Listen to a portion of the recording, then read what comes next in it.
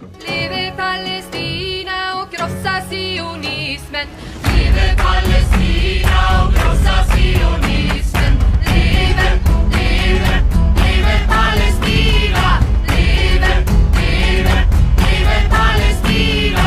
Leve Palestina och krossa sionismen. Leve Palestina och krossa sionismen. கேட்டை நட்சத்திரம் முழுவதுமாக விருச்சிக ராசியிலும் அதன் மையத்திலும் அமைந்துள்ள நட்சத்திரமாகும். 2 உடுக்களால் ஆன கோடு போன்றதுதான் இந்த நட்சத்திரம். கோடு, கேடு, கேட்டை என்றுதான் இந்த நட்சத்திரம் பெயர் பெற்றது. கோடு என்பது இங்கு எதை குறிக்கிறது?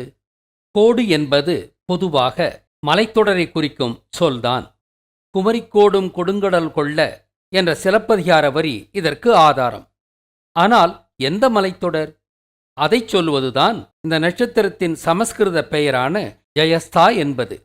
ஜயஸ்தா என்ற பெயர் தமிழில் தவ்வையை குறிக்கும்.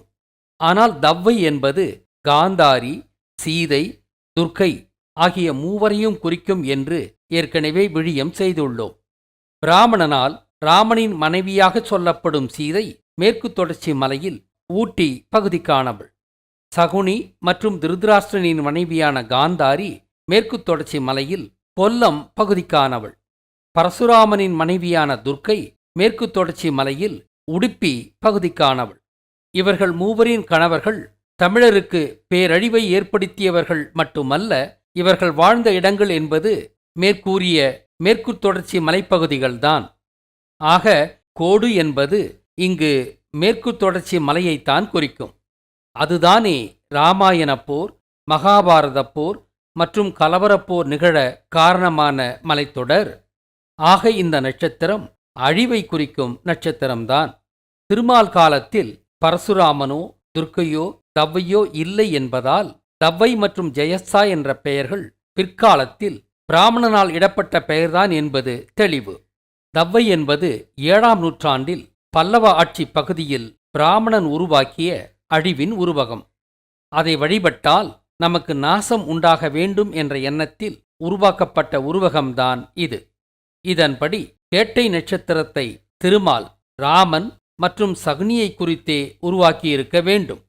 அதிலும் குறிப்பாக சகுனி காந்தாரியின் பெயரால்தான் இந்த நட்சத்திரத்தை உருவாக்கியிருக்க வேண்டும். எப்படி? விஷத்தை குறிக்கும் விருச்சிக ராசியின் அங்கமாக அனுசம், கேட்டை மற்றும் மூல நட்சத்திரங்கள் அடுத்தடுத்து வருவதை பார்க்கும்போது அனுசம் எனும் அணுகுண்டின் மூலம் கேட்டை எனும் சகுனி கிருஷ்ணனின் ஜென்ம பூமியான திண்டுக்கல் பகுதியை கருவறுக்க திட்டமிட்டதை வரலாறில் தக்க வைக்க திருமால் இந்த 3 நட்சத்திரங்களை திட்டமிட்டு உருவாக்கியிருக்கலாம். மூல நட்சத்திரம் என்பது கும்பகர்ணனின் கும்பத்தை குறிக்கும் என்பதையும் அது கருவளத்தை குறிக்கும் என்பதையும் அடுத்த விடியத்தில் பார்க்க இருக்கிறோம். எனவே கேட்டை நட்சத்திரத்தை சகுனியை குறிக்கும்படித்தான் திருமால் உருவாக்கினார் என்றும் அதை தவ்வையை குறிக்கும்படி மாற்றியவன் பிராமணன் என்றும் அறிகிறோம். கேட்டை நட்சத்திரத்தை 3 உடுக்களாலான நட்சத்திரமாக பிராமணன் இப்படி குறிக்கிறான். இவை கோடு என்று சொல்லும்படியாக நேர்கோட்டிலும் இல்லை. ஆக இது தவறு. மேலும் இங்கு வட்டமிட்டு காட்டப்படும் விருச்சிக ராசியின் முதல் 5 உடுக்கள் அணுவெடிப்பை குறிக்கும் அனுசம் நட்சத்திரத்தைத்தான் குறிக்கின்றன. அதற்கடுத்த இந்த 2 உடுக்கள்தான் கோடு என்று பொருள் கொள்ளும் கேட்டை நட்சத்திரம். இதன் அடையாளங்களாக குடை, காதணி, மான்றலை ஆகியவற்றை குறிக்கிறான் பிராமணன். மான்றலை என்பது பரசுராமனை குறித்து துர்க்கையைத்தான் குறிக்கிறது. காதணி என்பது திருதராஷ்டிரனை மயக்கிய காந்தாரியின் காதணியாக இருக்கலாம். குடை என்பது எதை குறிக்கிறது? இராமாயணத்தின்படி சீதையின் கணவனான ராமனை கொன்றது இந்திரன்தானே. இந்திரன் வருண பகவானும் மேற்கு திசைக்கானவனும் தானே. அதாவது வாஸ்து திசைகளின்படி மேற்கு என்பது வருண திசைதானே. தென்மேற்கு பருவமழை மேற்கு தொடர்ச்சி மலையில்தானே பொழிகிறது. ஆக இந்திரன் எனும் வருணனுக்கு எதிராகத்தானே நாம் குடைபிடிக்கிறோம்.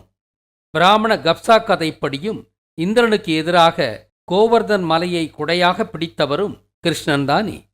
ஆக கேட்டை நட்சத்திரத்தின் அடையாளமாக குடை வந்த காரணம் புரிகிறதா? ஆக இந்த நட்சத்திரத்தின் அடையாளங்களை விளக்கிவிட்டோம். இதன் தெய்வமாக இந்திரனை குறிக்கிறான். இந்த நட்சத்திரத்தின் எதிரியை எப்படி இதன் தெய்வமாக்கினான்? இது கேடு செய்யும் நட்சத்திரம் என்பதால் ராமன் என்ற அந்த கேட்டை அழித்த இந்திரன் இதன் தெய்வமாக்கப்பட்டாரோ? அதாவது இந்த நட்சத்திரம் அமைந்தவர்கள் இந்திரனை வழிபட்டு இந்த நட்சத்திரத்தின் தாக்கத்திலிருந்து தப்ப முடியும் என்பதுதான் இதன் பொருள். ஆக இந்த நட்சத்திரக்காரர்கள் ராமனை கொன்ற இந்திரனையும் சகுனியை கொன்ற கிருஷ்ணனையும் பஞ்சபாண்டியரையும் வழிபட்டால் இதன் தாக்கத்திலிருந்து மீளலாம். இதன் கோள் புதன் என்கிறான். புதன் என்பது தங்கத்தை குறித்து யூதர்களைத்தான் குறிக்கிறது. இந்த நட்சத்திரமும் யூதர்களை குறித்த நட்சத்திரம்தானே?